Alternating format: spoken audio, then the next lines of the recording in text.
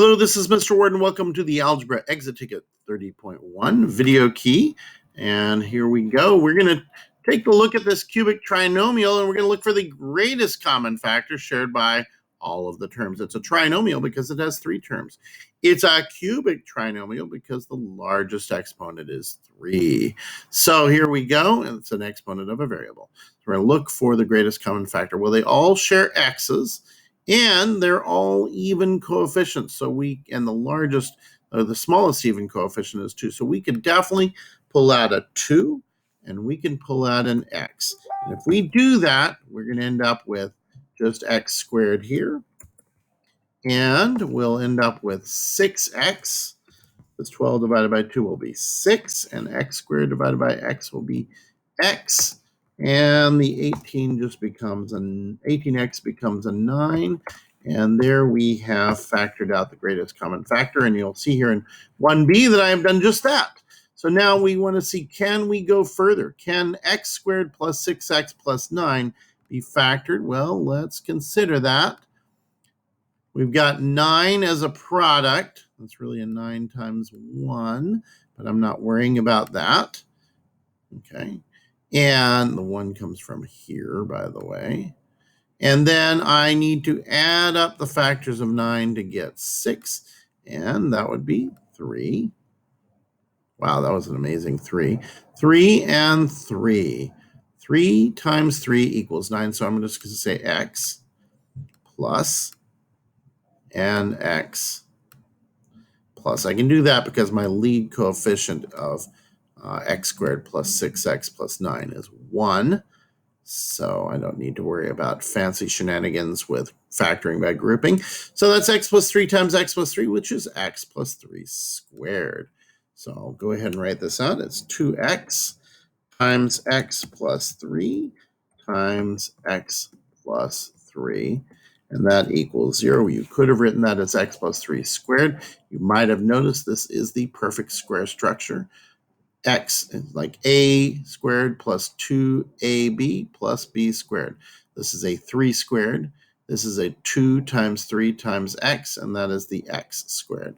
And the nice thing about this is it will allow us to find our x-intercepts. So 2x tells us an x-intercept is at 0. Because if x is 0 there, the whole thing is 0. If x was negative 3, x plus 3 would be 0. And we're using x plus 3 twice. Okay, so used twice. And we call that there's a fancy word for that, a multiplicity of 2.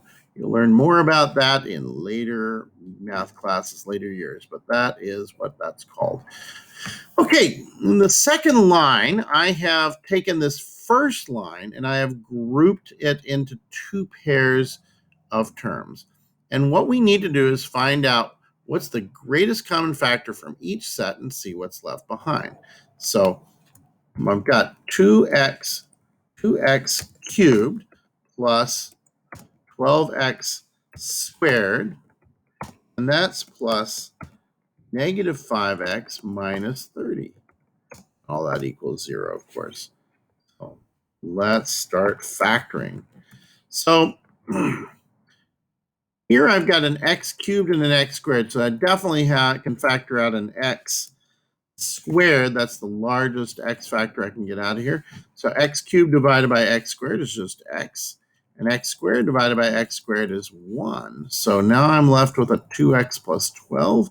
I can factor a 2 out of the 2 and the 12. 2 becomes 1, and 12 becomes 6. Now, I'm going to look here. I can factor a 5 or a negative 5 out of these. I'm going to go with the negative version, negative 5. So factoring negative 5 from negative 5x is just x. And factoring negative 5 from negative 30 is going to leave us positive 6.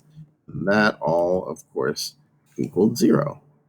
So I factored out the greatest common factor. Now, in the next part, I've got that here. I've gone ahead and gotten those factors out. And you'll see they both share an x plus 6 as a factor.